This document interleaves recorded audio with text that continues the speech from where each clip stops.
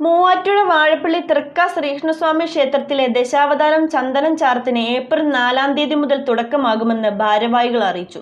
മഹാവിഷ്ണുവിന്റെ ഓരോ അവതാരങ്ങളും ഓരോ ദിവസങ്ങളിലായി ചന്ദനം ചാർത്തിക്കൊണ്ട് പ്രത്യേക പൂജകളും വഴിപാടുകളും നടത്തുന്നതാണ് ദശാവതാരം ചന്ദനം ചാർത്ത്. മൂവാറ്റുപുഴ വാഴപ്പള്ളി തൃക്ക മഹാവിഷ്ണു ക്ഷേത്രത്തിലെ ദശാവതാരം ചന്ദനം ചാർത്ത് ഏപ്രിൽ 4 മുതൽ 14 വരെ നടക്കുമെന്ന് ഭാരവാഹികൾ അറിയിച്ചു. മൂവാറ്റുപുഴ വാഴപ്പള്ളി തൃക്ക ശ്രീകൃഷ്ണസ്വാമി ക്ഷേത്രത്തിൽ ഏപ്രിൽ 4 മുതൽ ഏപ്രിൽ 14 വരെ ദശാവതാരം ചന്ദനം ചാർത്ത് നടത്തപ്പെടുകയാണ്. ഇതോടനുബന്ധിച്ച് വളരെ വിപുലമായ ഒരുക്കങ്ങളാണ് ക്ഷേത്ര കമ്മിറ്റി ഏർപ്പാട് ചെയ്തിട്ടുള്ളത്. 10 ദിവസങ്ങളിലായി ഭഗവാന്റെ അവതാരങ്ങൾ വഴിപാടായി നടത്തുന്ന പക്ഷം ഭക്തജനങ്ങൾക്ക് എല്ലാവിധ ഐശ്വര്യങ്ങളും ഉണ്ടാകും എന്നുള്ളതാണ് വിശ്വാസം. ബ്രഹ്മശ്രീ ഹരി എമ്പ്രാന്തിരിയുടെയും ക്ഷേത്രമേൽശാന്തി കാളിദാസൻ നമ്പൂതിരിയുടെയും ആഭിമുഖ്യത്തിലാണ് ദശാവതാരം ചന്ദനം ചാർത്ത് നടത്തപ്പെടുന്നത്. മഹാവിഷ്ണു ഭഗവാന്റെ ഓരോ അവതാരങ്ങളും ഓരോ ദിവസങ്ങളിലായി ചന്ദനം കൊണ്ട് ചാർത്തുന്നതാണ് ദശാവതാരം ചന്ദനം ചാർത്ത്.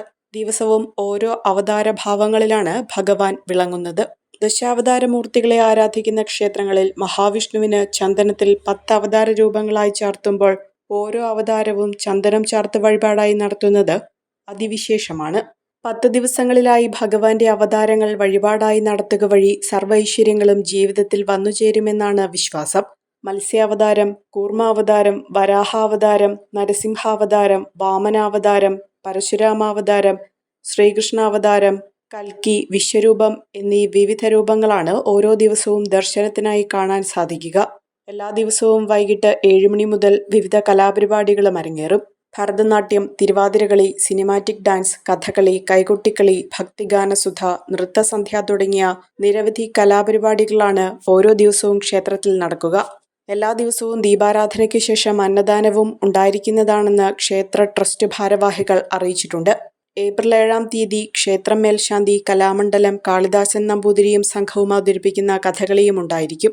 ബ്രഹ്മശ്രീ ഹരി എമ്പ്രാന്തിരിയുടെയും ക്ഷേത്രമേൽശാന്തി ബ്രഹ്മശ്രീ കോന്നശ്ശേരി മന കാളിദാസൻ നമ്പൂതിരിയുടെയും മുഖ്യ കാർമ്മികത്വത്തിലാണ് ക്ഷേത്രത്തിലെ ചടങ്ങുകൾ നടക്കുക.